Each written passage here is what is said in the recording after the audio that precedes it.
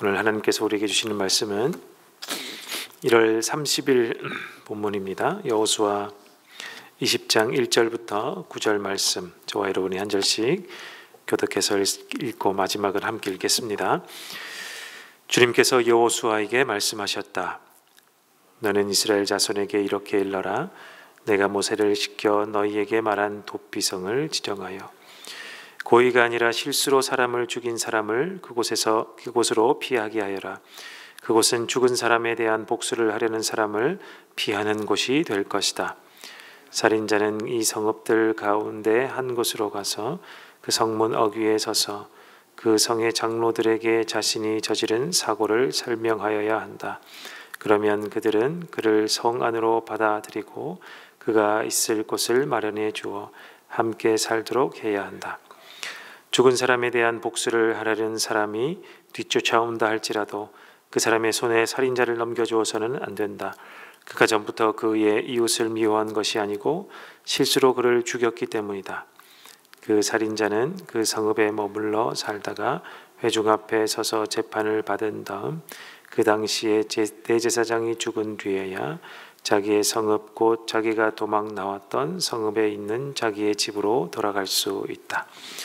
그래서 그들은 요단강 서쪽 지역에서는 납달리 산간 지방에 있는 갈릴리의 게데스와 에브라임 산간 지방의 세겜과 유다 산간 지방의 기럇 아르바 곧 헤브론을 돛비성으로 구별하여 지정하였다. 또 여리고 동쪽 요단강 동쪽 지역에서는 루벤 지파의 평지 광야에 있는 베셀과 갓 지파의 길랏 라목과 므낫세 지파의 바산 골란을 돛비성으로 구별하여 지정하였다. 함께 읽습니다. 이 성읍들이 이스라엘의 모든 자손이나 그들 가운데 살고 있는 외국인 가운데서 누구든지 실수로 사람을 죽였을 때에 그곳으로 피하여 회중 앞에 설 때까지 죽은 사람에 대한 복수를 하려는 사람의 손에 죽지 않도록 하려고 구별하여 지정한 돛비성이다. 아멘.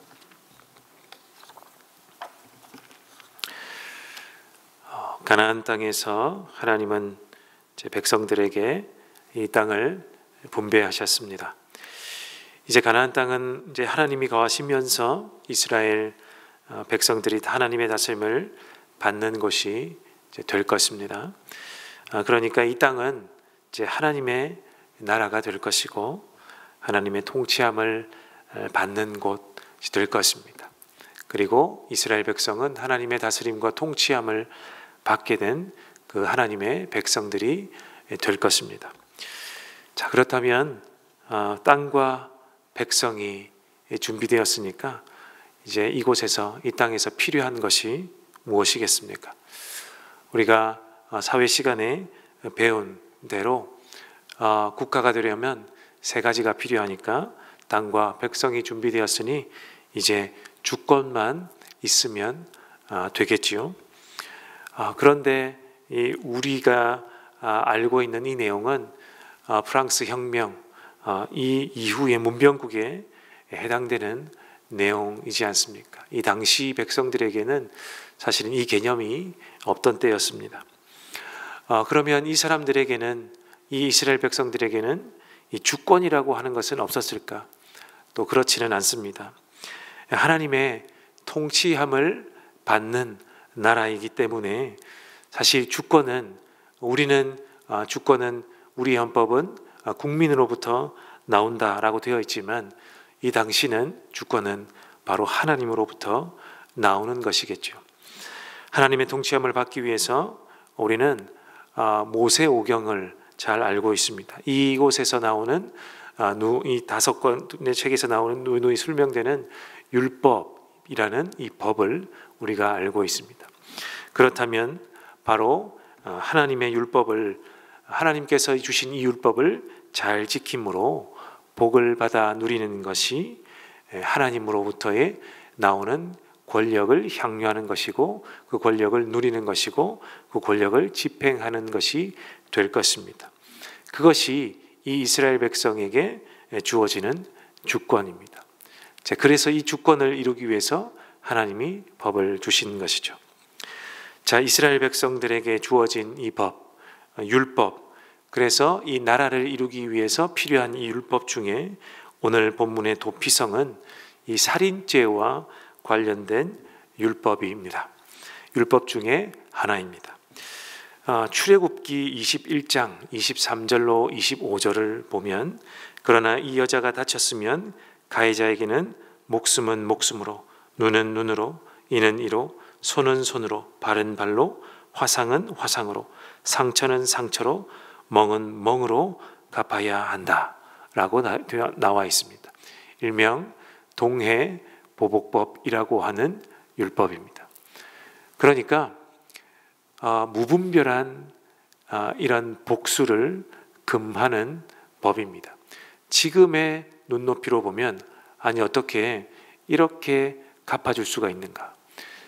내 가족이나 내 친지나 내가 아는 사람이 죽임을 당했다고 해서 가해자를 죽이는 방법으로 이렇게 어떻게 과격하게 할 수 있느냐라고 할 수 있지만 당시는 지금과 같은 문명국이 아니기 때문에 이 법은 이런 잔인한 법이라기보다는 무분별한 복수를 막는 매우 당시 사람으로서는 합리적인 법이었습니다. 상해를 당한 만큼 복수를 해야 하는 법이죠. 죄가 있는 인간으로서는 정말 이 이성을 잃어버리게 되면 어떻게 합니까? 얼만큼 해야 되는지 내지는 어디까지 해야 되는지 이런 판단을 하기 어렵지 않습니까? 지금 사회에서도 그러한데 당시에 약육강식이 지배하던 사회의 법처럼 되어 있던 당시에서는 이성을 잃어버린 사람이 어디까지 할 수 있느냐가 정해지지 않던 시대이기 때문에 하나님 율법으로 동해보복법, 그래서 당한 만큼만 되돌려줘야지 그 이상은 하면 안 된다라고 정하신 것입니다. 그래서 그 이상의 해를 가할 수 없게 막아놓은 복수를 금지하는, 그 이상의 복수를 금지하는 이 법이 바로 이 출애굽기에 나오는 동해보복법이라고 할 수 있는 것이죠. 그러니 만약 의도를 가지고 다른 사람의 목숨을 빼앗거나 그 대상이 기르는 가축이라 할지라도 목숨은 목숨으로 갚는 것이 당시의 이스라엘 백성들이 받은 율법 중에 하나였습니다. 그런데 만약 의도치 않게 정말 실수로 고의가 아닌 의도로, 그러니까 마음에 그런 복수의 마음도 없었고 이 상해를 가할 마음도 없었고 우연히 아니면 실수로 상대방의 목숨을 앗아가게 되었다면 어떻게 해야 할까? 당시 이스라엘 백성으로서는 묻지 않을 수 없는 질문이겠죠.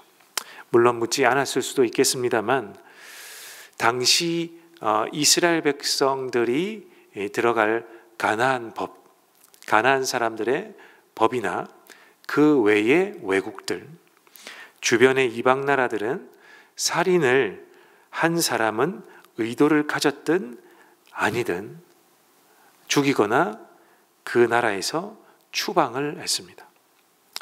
당시 사회에서 본국으로부터의 추방은 바로 죽음을 의미합니다.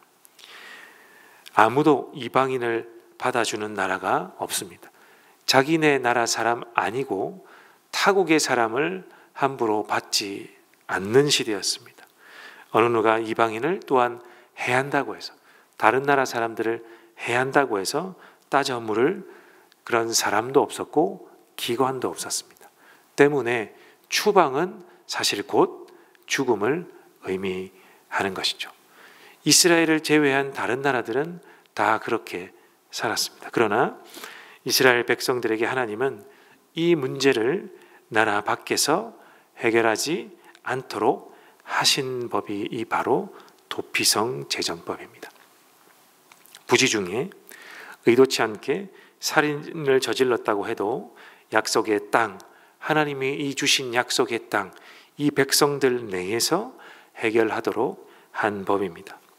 이 약속의 땅, 하나님이 주신 이 이스라엘 땅, 이 땅 안에서 6곳의 도피성을 정해서 부지 중에 의도치 않게 살인한 자는 이곳으로 피할 수 있도록 만든 법이죠.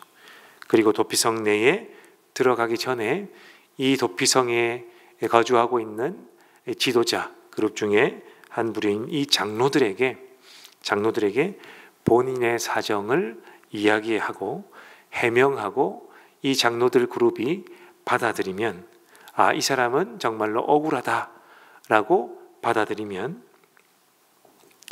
이 도피성으로 들어갈 수 있었습니다. 동시에 이 장로들은, 그리고 이 도피성에 거주하는 사람들은 이 사람을 받아들임으로 동시에 의무를 가지게 되는데, 그것은 피해 보복자. 이 동해보복법에 의해서 복수를, 딱 그만큼만 복수를 하러 온 사람, 이 사람을 죽였기 때문에 어떻게 합니까? 이 사람도 죽어 마땅한 것인데 억울하게 죽어서 도피성으로 피하였으니 이 복수자가 다 찾아온다고 할지라도 이 사람을, 이 가해자를 보호해야 될 의무가 발생하게 되었습니다. 그리고 이 가해 당사자는 또한 이 성 내에서 해명할 수 있는 기회를 부여받습니다. 이 백성들, 도피성에 사는 백성들 앞에서, 회중 앞에서 재판을 받을 수 있는 거죠. 지금으로 말하면 여러 사람들, 회중이 보는 앞에서 본인이 증명을 해내고 인정을 받게 되는 그러한 재판의 기회를 받을 수 있었고, 그리고 그것이 받아들여진 이 사람으로서는 이 도피성의 대제사장이 죽을 때까지 보호를 받을 수 있게 됩니다. 이 대제사장, 이 도피성의 대제사장이 이제 죽게 되면 그제서야 이 사람이 풀려나게 되고, 그리고 고향으로 돌아가게 될 수 있는 이 법입니다. 우리가 이 도피성 법을 통하여 도피성을 제정하신 이 하나님의 의도를, 이 제도로부터 하나님의 어떠한 의도를 배울 수 있겠습니까? 당시 사회 속에서 하나님의 백성과 하나님의 나라가 공의와 정의로운 나라가 되기를 하나님이 원하셨습니다. 공의롭고 정의로운 나라가 되려면 어떻게 해야 합니까? 율법을 잘 이행해야 되는 거죠. 그런데 율법에 완벽할 수 없었기 때문에 하나님이 그 완벽함을 이렇게 보완하는 법을 만드신 것이죠. 그래서 억울한 보복이 일어나지 않기를, 억울한 누명을 쓴 약자가 보호를 받을 수 있는 방법으로 하나님의 공의와 정의가 이 백성들을 통해 이루어지기를 하나님이 바라셨습니다. 동일하게 우리도 하나님 나라의 백성, 이 땅에 지금 현재 사는 하나님의 백성이니 우리도 하나님의 공의와 정의를 하수같이 이곳에서, 우리가 사는 곳에서 잘 이렇게 흘려보낼 수 있어야 하겠습니다.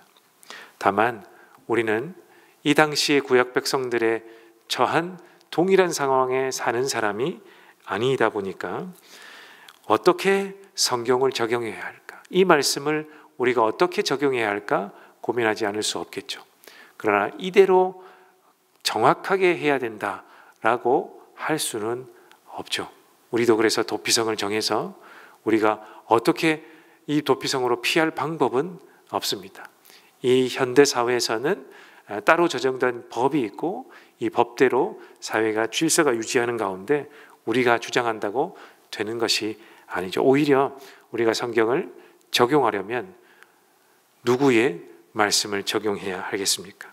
오히려 예수님이 가르쳐 주신 법으로 이 구약의 이 율법을 다 포괄하여서 새롭게 말씀해 주신 새 율법을 지켜야 하는 것이 맞겠죠.